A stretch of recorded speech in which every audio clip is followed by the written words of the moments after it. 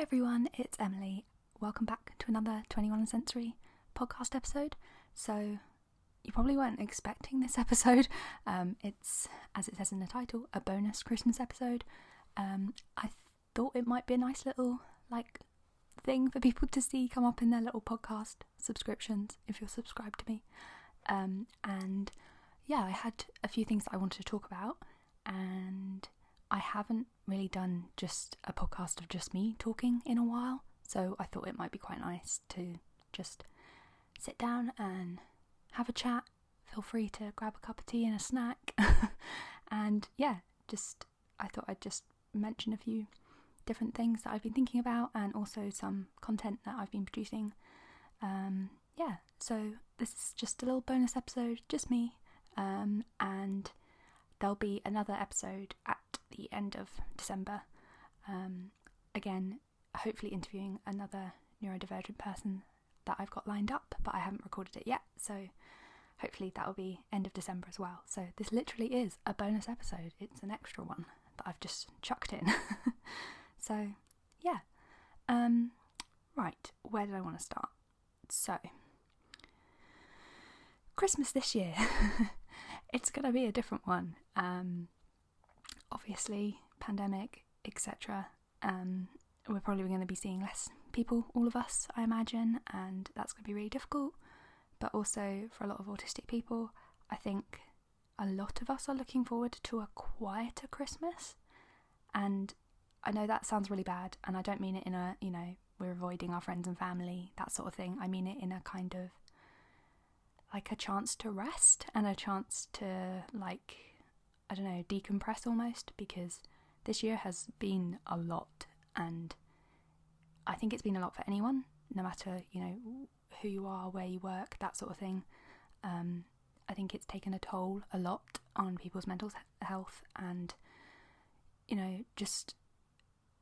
it's been a lot to process. And I think for especially neurodivergent people, a lot of our routine and our kind of schedules and stuff that we, like to live by, has sort of gone out the window a bit, and it's been quite stressful in that respect. So Christmas is obviously going to be different.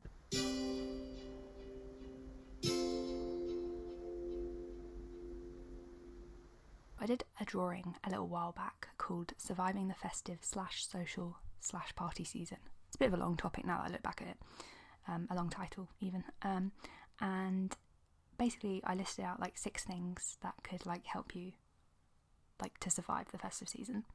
So I've mentioned this a little bit in a new YouTube video I've got coming up, but I thought I'd mention it here on my podcast as well.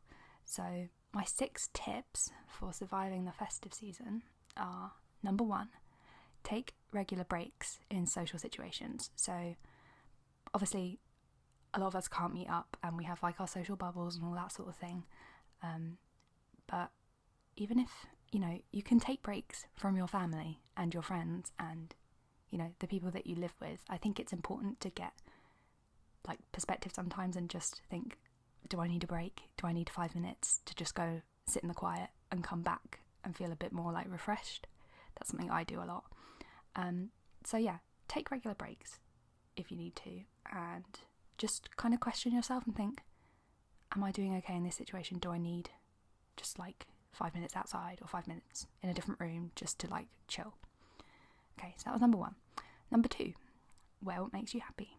I think that's important, because if I wear anything that is uncomfortable or has any labels in, my mood is instantly ruined. So yeah, wear what makes you happy. Don't feel the need to dress up, people. I hate dressing up. Anyway, I won't go on about it. Okay. Number 3, make sure you carry your favourite fidget toys or items to distract you. So, especially if you're wearing comfy clothing, hoodie pockets, jacket pockets, even trouser pockets are good for just having fidgets in. So I just have really small ones, like a Tangle or a fidget cube, because they fit so easily in little hoodie pockets. And if you have both hands in your hoodie pockets or something like that, the big pocket at the front, it looks it's just kind of subtle, if that makes sense. Yeah. So number 4, create your own routines and schedules if it helps. So for me, I like to know just the basics, like what I'm expected to do in a day kind of thing, or where we might be going. Probably not that much this Christmas, but like what like little things might be happening. So like what time lunch is, for example, or are we doing anything between lunch and dinner, or like I like to have kind of milestones throughout the day. Does that make sense? Milestones, timestamps, I don't know. So that might help if you create your own little routines. And then number 5, I'm good at counting, lol. Don't feel pressured into eating or drinking anything you are not comfortable with. So this is a big one for me. I love my safe foods. There's foods I stick to kind of thing, and I feel at Christmas people are like, try this, or like, you'll like a bit of this, or just try it, like with like a roast dinner, or even just like platters or plates of food. But yeah, don't feel pressured into eating anything you're not comfortable with, and also don't feel pressured to drink anything you're not comfortable with. I don't drink alcohol. I've said it here before, I will say it again. I don't like the taste of it, and I don't like the smell of it as well. It's kind of a sensory thing for me. Also, I kind of, struggle to exist usually, so I can't imagine being, like, not drunk, but like I've never been drunk, because I just think that, I'd be even more like vulnerable than I already am. Does that make sense? Anyway, I'm not saying like people are offering me drink all the time. It was more of a thing like at work, like social gatherings and stuff like that I had to go to around Christmas, but luckily I don't have to this year because everything's remote. But yeah, don't feel like you have to say yes to things to please people, and that's something I've learned this year a lot. And then number 6 is don't feel you have to attend every event or play games. Like, obviously do as much or as little as you're comfortable with, but don't feel the need to like have to join in all the time. Like, it's okay to excuse yourself and just say, look, I played a couple of games, like, is it okay if I take a bit of a break and I'll come back in a bit, or something like that? Like, don't feel the need to have to join in all the time. So yeah, those are my 6 tips for surviving the whole festive social, I put party season. I don't imagine there's any parties going to be going on, but I guess you can have a little party with your own kind of household or bubble if that's kind of what you want to do. So yeah, let me know if you have any like good tips. I think those are my main ones, but yeah, let me know what you think.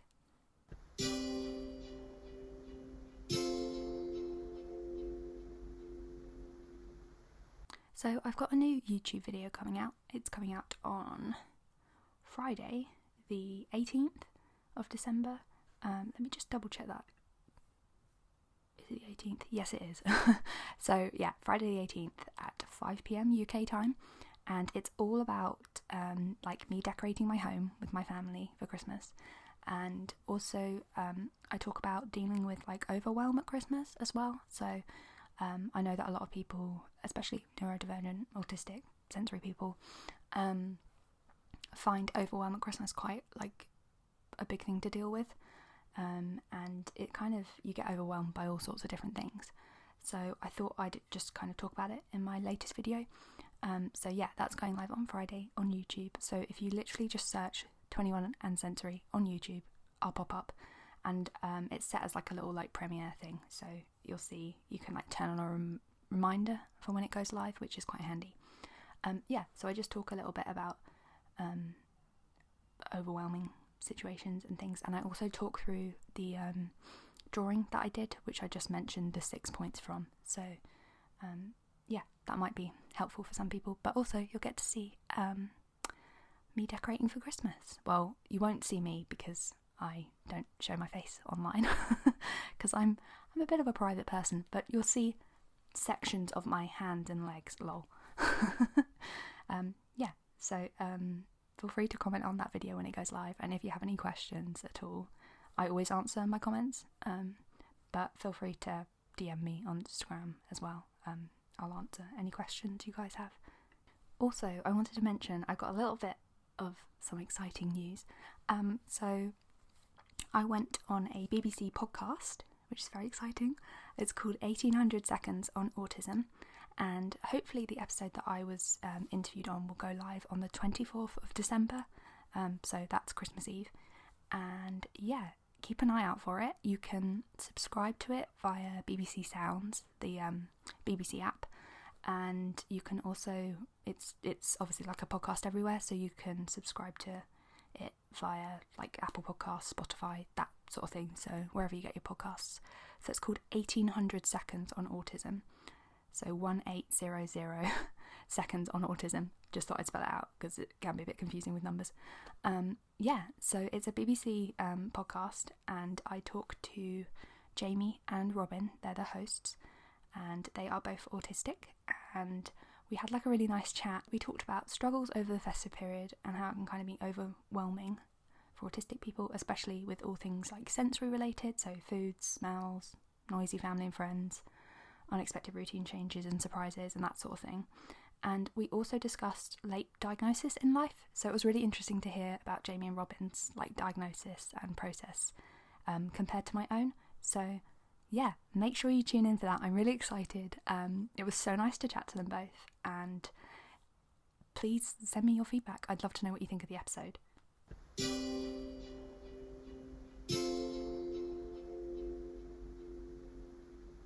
I wanted to talk a little bit about a Christmas gift guide drawing that I've done. It's on my Instagram, which is at 21sensory, and it's on my blog, which is 21sensory.wordpress.com. And basically it's 3 separate drawings of a load of Christmas gift like ideas, and I thought I'd just mention a few of the really good ones that I've included that I feel are good. I don't want to say like they're the best. Yeah, so on the first page I've done like, there's quite a few drawings on each, and if you go on my blog everything's linked, but on Instagram it's not, because you can't link stuff on Instagram. It's a bit of a pain. Anyway, on the first page I've done some kind of generic sort of gift ideas, so things like a memory or a photo book, maybe not necessarily of this year, from previous years might be a better idea. I've put a tangle, a fidget cube, a bubble, like a bubble wrap pop keyring, anything like a plushie or a squishmallow or a squishy, any kind of soft plush toy. I've also put the Hexachew down from Chewy Gem. That's a good fidget. And then I've got like generic ones like activity books, fluffy socks, because who doesn't love fluffy socks? Stationery. I have too much stationery as it is, so hopefully no one will buy me any more, even though I love stationery. And ear defenders as well. I've been using mine a lot lately, and you can get some really affordable ones on Amazon, so I thought I'd pop those in. On the second page I've put like a load of different sort of music and book recommendations, so you could do like a music subscription for someone, or you could buy them vinyl or CDs. I've put a few books on autism and like by autistic people, so things like Camouflage, The State of Grace, and How to Be Autistic. Those are good books written by autistic people. Things like scented candles and reusable earplugs, if you are into that sort of thing. I'm not a scented candle person particularly. If it's too strong, I tend to give it to another family member. But anyway, I've also put a couple of links from Sensory Direct, so their weighted jacket or their lap pads, they're really good. I've got their weighted jacket and it's really good. It's got weights all like along the inside and on the shoulder like pads, shoulder area, so it kind of really weights you down, and it also has them in the hood as well, which I quite like. And then I've also put things like a lava lamp or a liquid timer, and like Chewy jewellery, again from places like Chewy Gem. Yep, so that's that page. And then the last one, I've put things like happiness or mindfulness books or like guided journals. I find sometimes like if I sit down to journal, I kind of need a prompt, or like not like an exercise to do, but kind of like someone to almost like steer me into how to start writing. So those are quite good. Just like generic things like noise cancelling headphones. What I like at the moment is that on places like Amazon and just kind of online retailers like places like PC World, and I'm trying to think elsewhere, like John Lewis in the UK. They have like a range of noise cancelling headphones, so I know they can be really pricey, but you can get some good kind of cheaper alternatives, or like in-ear noise cancelling ones if you're not an over-ear kind of headphone person. So there's a few options out there. I've also put any like arts and crafts bits, because I quite like doing arty stuff, as you may be able to tell, and like letter writing stuff as well. I like writing letters to people. And then just some very generic things like fairy lights, like pick and mix sweets, because I'm obsessed with those. And yeah, those are just some random ideas. They're kind of, I don't know, I think they're like safe options for a lot of people, and I feel like although some of them are quite generic, I feel like you can't go wrong with them. So yeah, you can have a look again, like I said, at the picture on my website or on my Instagram. But I'd love to know what you guys are expecting for Christmas, if you are expecting anything, or if you've asked Father Christmas for anything. Someone asked me the other day at work, they were like, "Oh, Emily, what are you like hoping for Christmas?" Which is a bit odd, because I haven't really been asked that question as a 26-year-old. But anyway, and literally the first thing that came to my head, which is like the top of my Amazon wish list, is a label maker, which I know, okay, bear with me guys, I know it sounds really sad, but I'm genuinely so excited to potentially own a label maker. It would bring me so much joy. Like, I love labelling things, and like at the moment I've been going through like my paperwork, and I have like 4 separate folders for like different areas of my life, like finance and like medical stuff, and I think I've just got like a generic folder of like, you know, life admin paperwork. But I just need to label them, and I want to label them so they look pretty. And I just want to label everything basically within my site. So I'm genuinely so excited for a label maker. And I don't think my colleague was expecting that. But then my manager was like, "Oh, I have a label maker too, Emily, like they're epic." I was like, yes, someone else who understands my love for labeling. So that's what I'm hoping for Christmas. Not, you know, the most exciting thing, quite an adult thing, I think, to want. But there you go. But hopefully I might get some new fidgets.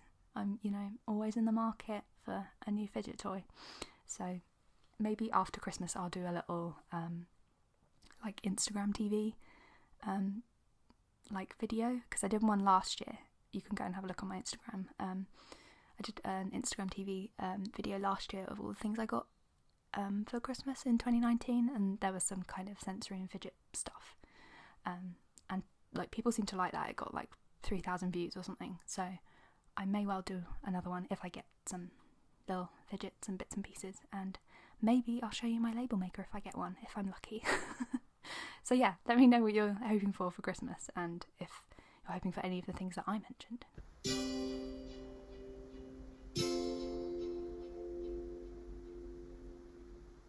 So I wanted to do a little 2020 kind of personal roundup. I don't know, I'm making it a thing. You know, why not? So this year I managed to hit 10,000 followers on Instagram. Woo woo.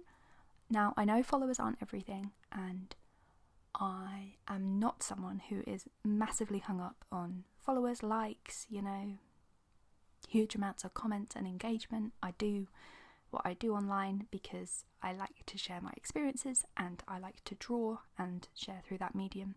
So yeah, followers aren't something that I've ever kind of, you know, felt the pressure to like get to, but 10,000 followers was a milestone, and it is a milestone for me, and I recently just hit 11,000 followers.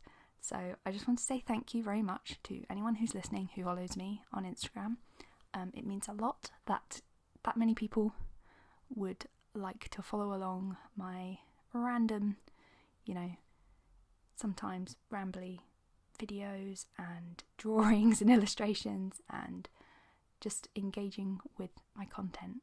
It means a lot, and it's very odd to see that figure at the top of my Instagram page. I'm like I always try and picture like Emily, imagine 11,000 people sat in front of you. Like, that's a lot of people. So yeah, thank you. It's been an interesting year. Obviously, a lot has gone on due to the pandemic, and I've been working remote since March, I think, and kind of recently since September, October, I've been going in 2 days a week into our open plan office, and I think I've learnt that for me, remote working really suits me because it's my own environment, it's my own space, and I can be me. I don't have to mask as much, and I think I've really benefited from that this year. You know, this if there's any pros from, you know, this pandemic, it's meant that I've been able to try a different style of working, and I think I've just been more motivated and I've felt more creative sometimes, not always, but sometimes, because I've been in my own space all day rather than an office all day. So when I do like my side projects, like my 21 and sensory stuff, it's less, I don't know, I'm less kind of, not like whizzed up, like less like het up from being in an office all day, if that makes sense. And, you know, I've been home all day, so it's been much more like a controlled environment where I can go and get a drink or eat in my own space and stuff like that. So that's been really a good thing for me, I think, and I really like remote working. So yeah, that's something that I've learned about myself this year, and it's given me an opportunity to try that out. Yeah, what else do I want to talk about? So this year I've also worked with some like companies, brands kind of thing. I am in no way an influencer or a cool kid, but I've worked with Timo. They're their app that it's like a visual schedule class kind of planner app that you might see on Instagram. So I've done like some icons for them that you can now see in that app, which is really cool. Like seeing my icons in an actual app is a bit crazy. And also recently the BBC in the UK commissioned me to do a series of drawings which they shared on their Instagram page, which was like huge for me. That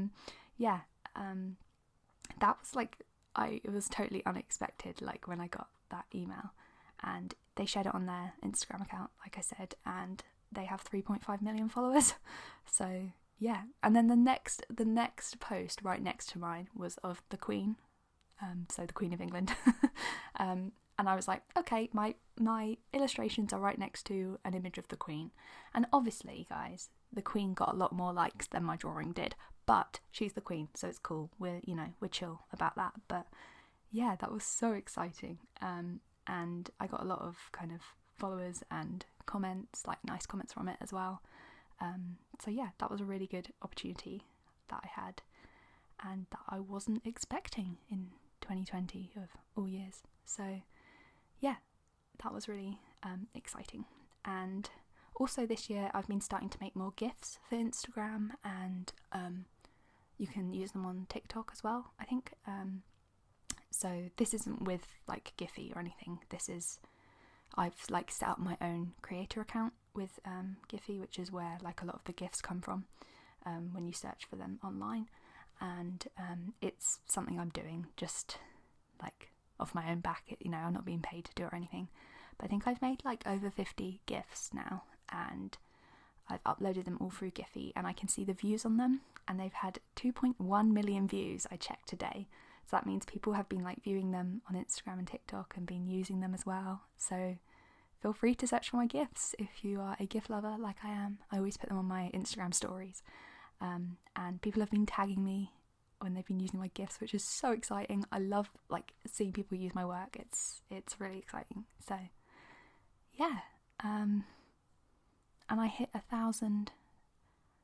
I think I've recently hit 1,500 subscribers on YouTube as well. I really enjoy just doing like experimental like videos. I've kind of been doing that a little bit on TikTok at the moment, but I'm not particularly het up about my followers on like YouTube or TikTok, because it's something I kind of enjoy sort of doing as a kind of, I don't know, extra like activity, and it's just like a bit of fun for me, so it's really nice if people want to follow along that as well. So yeah, that's a kind of roundup of like my content of the year and things I've achieved, which I don't want to be like, oh guys, look what I've achieved, I'm blowing my own trumpet, but I do want to kind of say these things because they are things that have happened and they are things I'm really grateful for. So yeah, I don't want to seem like I'm trying to be like blowing my own trumpet, because I'm not that sort of person usually.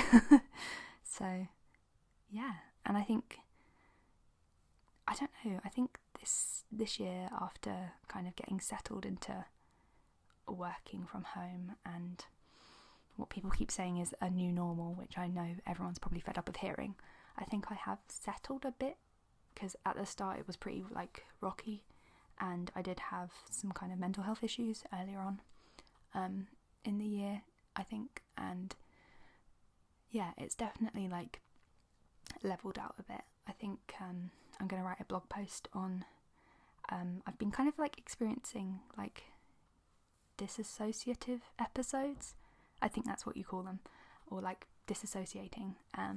So yeah, I think I'm going to write a little bit more about that on my blog, so I don't know if anyone's interested in that, but it's just something I've been experiencing more recently, and sometimes it's just like flashes of disassociation. So like an example of that would be like, I've been like brushing my teeth and I look down at like my hands and my arms and they don't feel connected to my body. I just feel like I'm carrying out a motion or a task or like an action, but I'm not really. I feel like I'm looking at myself doing things and I'm not in control of them.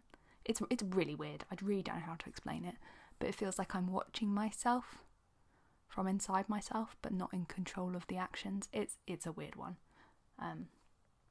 Yeah, so that's been happening. It's been really weird, and I got it a bit when I was driving as well, but it's really like intermittent at the moment, so I'm just keeping an eye on it. So yeah, that's another little thing. But yeah, I want to be honest on my podcast and online, because life isn't like all rosy and how you see it on Instagram. I know a lot of people this year have been more like open and honest on their Instagram about how they're dealing with things, and I think that's important because, like I said, life isn't fantastic 24/7, and actually it's not fantastic most of the time anyway, so people just remember Instagram, Twitter, Facebook, whatever you use, TikTok, people show the best of themselves regularly, and try not to compare yourself to them, because I know I do and it's really hard to not, but yeah, try and remember, this was someone on a good day, this was someone when they're in a good mood, it might not be them all the time, and yeah, I think that's important to remember. I'm rambling again. If you've seen recently, I did like a little podcast trailer, because I was like, oh, I've never really done like a little trailer for what this podcast is about, and essentially I just said like, this is a 21 Sensory podcast. My name's Emily. I tend to ramble a lot, but I also speak to neurodivergent people, and that is like the best summary of my podcast. I feel like she rambles, but she does talk to, important people at the same time. Yeah, so I hope you found this bonus podcast episode interesting. I know it was a bit of a like info dump on like stuff I've done and gift guides and videos and podcasts that I've got coming out, but I thought some people might find it interesting. I hope you did.